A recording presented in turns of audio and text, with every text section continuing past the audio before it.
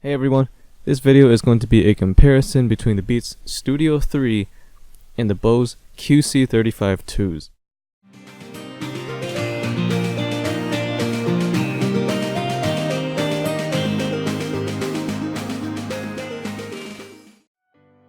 Now if you're in the market for wireless, active noise cancelling headphones, then you already know that these are some of the best headphones out there. Bose are known for their excellent comfort and noise cancelling performance, while Beats are known for the style and heavy bass.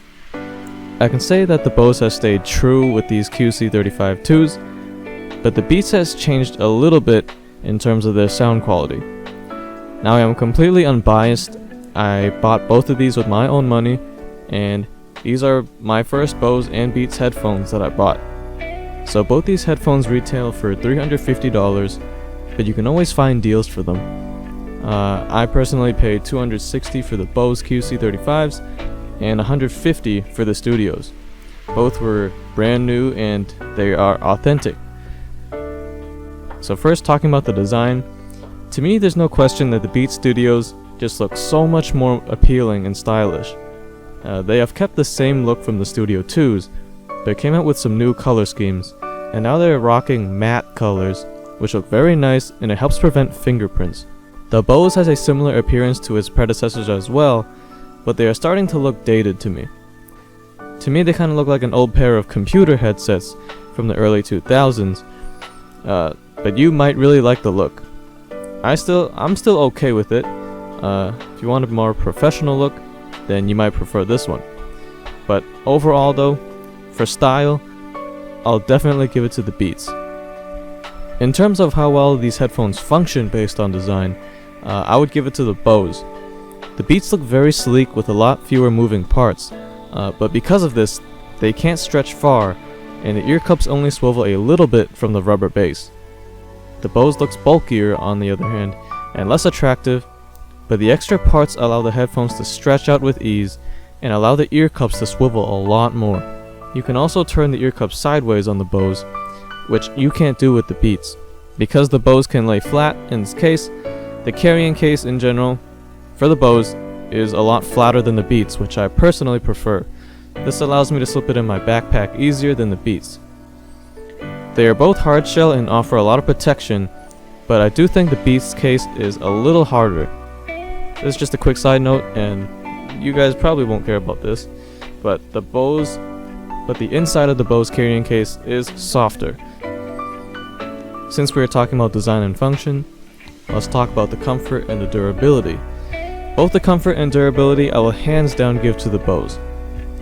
They are both made of hard plastic, but the Bose can stretch a lot easier and the ear cups are huge. They have so much more room and it completely covers my ear, so there is absolutely no contact. The inside drivers are also angled, so they are aligned with my ears more. This makes the Bose extremely comfortable, and I can wear these for hours and hours without any discomfort. The Beats are less durable and less comfortable. Every time I stretch the headphones, I have to be very careful because I'm afraid of the play on the hinges. If you look online, you will find a lot of people snapping their headphones at the hinge, and this is because it is still the weakest point on the headphones. When I first unboxed these, the plastic also felt very stiff, but it has gotten more flexible through use. Still, the clamping force is a lot tighter on my head, which can be a good and bad thing. The good thing is that these won't fall off my head and they feel very secure, which I like when I'm moving around. So you can use these when you're running or at the gym. The bad thing is that they do get uncomfortable after a while because of the tight clamping force. The bad thing about the Bose though is because they are a lot lighter and the clamping force is not as tight. Every time I tilt my head or look down or up, they do slide a little bit on my head, which makes them feel less secure. The ear cups on the Beats are sleeker, and because of that it doesn't have much room.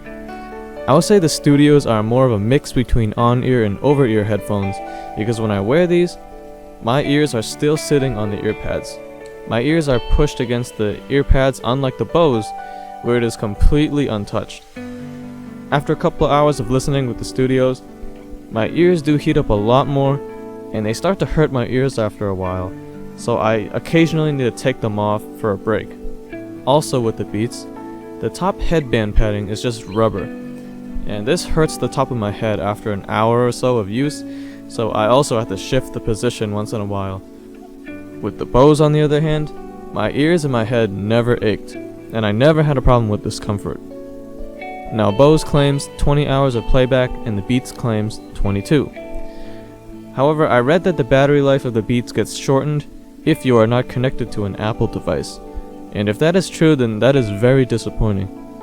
But from some reviews I've seen, Android users have still gotten the advertised battery life. The Beats also has fast charge, which is extremely helpful. It gives you 3 hours of playback with a shorter charge time of 10 minutes. So overall for battery life, I won't really give it to one over the other. The QC35s have the same battery life on both Android and iPhone, but the Studios have the best battery life with iPhone only. The W1 chip in the Beats allows for faster pairing and syncing across all your devices. I use Android, so I can't test that, but if you care about convenience with pairing and you use Apple devices across the board, then that is also another huge plus with the Beats. The Bose also has voice assistant, which the Beats do not have. When you first turn it on, the Bose tells you how much battery life you have, and it tells you what device they're trying to connect to. The Studios just makes the usual connection sounds, the same ones that it has been making since the Studio 2s. Now, the Beats can bring up Google Assistant if you hold the play and pause button, but my phone needs to be unlocked to do this. The Bose, I can just press the button anytime, even when my phone is away, and start talking to the Google Assistant. I also much prefer the interface of the Bose. The Bose offers physical buttons which makes them very easy to locate and press, and the feedback is good when I press them. The Beats offers hidden controls, but they do feel cheap and it feels like I am clicking on a hollow piece of plastic. Now this is another very big thing to me when it comes to Bluetooth headphones, and that is the Bluetooth range and the strength. I will hands down give this to the Beats, like it is just so much better. The Bluetooth connection and range on my Bose is not good, and I know a lot of people have the same experience as I do. When I start walking about like 8 to 15 feet away from my phone, I can already notice some hiccups, and even when I sometimes just turn my head to another direction, there is also a cutoff. The connection is also just horrible through walls and doors. When I leave my room with my phone in it and I close the door, the connection drops, and there's very little chance of it picking back up. The Beats on the other hand are extremely good. I tested walking 100 feet away from my phone with absolutely no hiccups, and it could potentially go even further. I can also leave my phone in my room and walk all around my house, and the connection is still solid through walls and doors. So if you care about complete freedom and being away from your Bluetooth device, then this is a huge plus for the Studios. I also want to quickly mention any playback delay that I found between the two.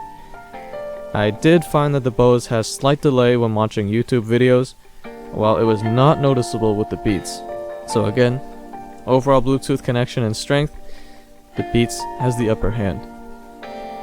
Okay, so now let's talk about the noise cancelling performance.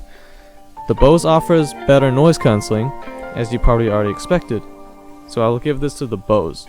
The Beats Studios offers adaptive noise cancelling, which is supposed to adapt to your surroundings and block out noise. I did find that the Beats blocks out more higher frequency noise compared to my Bose, but in general, the Bose still blocks out more noise. The Beats, when not playing anything, also has a slightly higher hiss than the Bose. I would say the ANC performance of the Beats is about 85% of the Bose, which is still very impressive because this is Beats. Previously, the older Studios had very weak noise cancelling. Now with the Studio 3s, the noise cancelling is actually functional and effective, so big props to Apple and Beats. One thing to mention though in regards to noise cancelling is that the Bose has cabin pressure, while the Beats do not.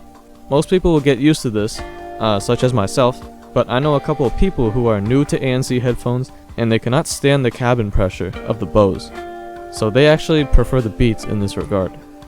Okay, so finally let's talk about the sound quality. The new Studios are so far the most balanced headphones from Beats that I have heard so far.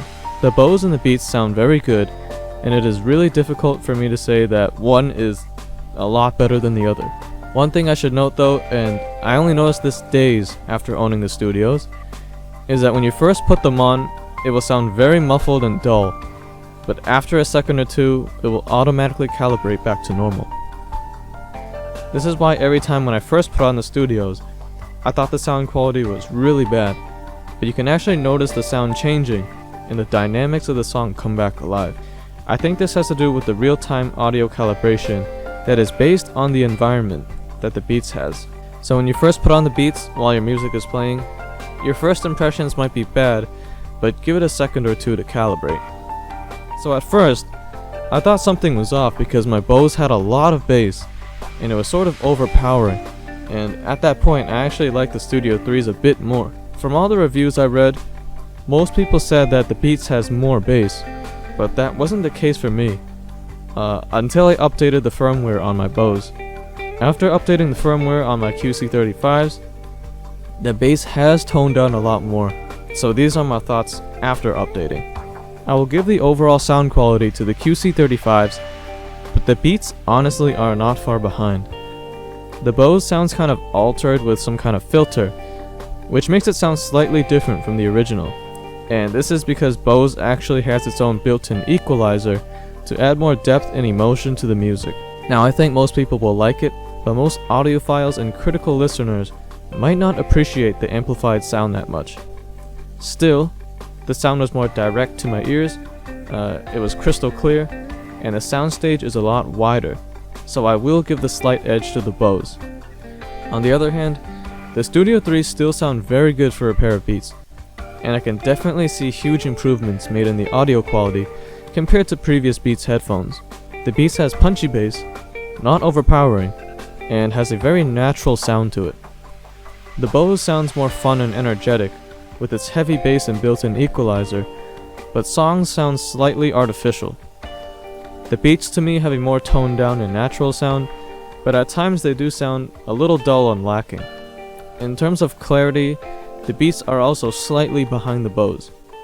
I do think that most people will like the Bose slightly better, and I do too, so I will give the sound quality to the Bose QC35s. To wrap this up, I really like both of these headphones, and they both offer different strengths. However, if you could only buy one of these headphones, I would personally advise you to go for the QC35s more, because it just feels like it is offering more for your money. The comfort, the durability, and the active noise cancelling are better, and it also has voice assistant. Now my biggest problem with the QC35s is just the Bluetooth connection, and it is a really big drawback.